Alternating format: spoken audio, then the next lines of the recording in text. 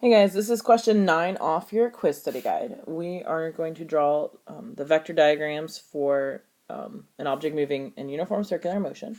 So for this particular question, it says the object's moving in the counterclockwise direction. So if you're not sure what that means, going opposite of how a clock goes, so like that.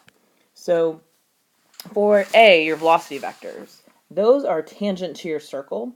It's basically like if you were spinning an object on a string, like spinning it around, and the string were to snap or be cut, that object would fly off in that direction. So if it's going counterclockwise, it'd be tangent to your circle like this, or like this, or like this, right?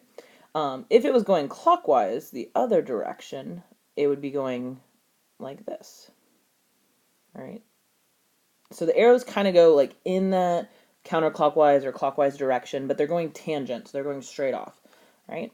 For B and C, for acceleration and centripetal force, they are going to be the same no matter which way it's going, and they're always going to go towards the center of the circle, right?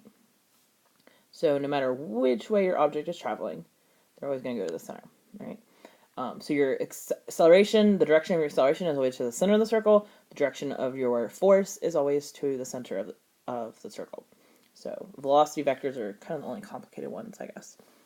If you have any questions, please feel free to ask.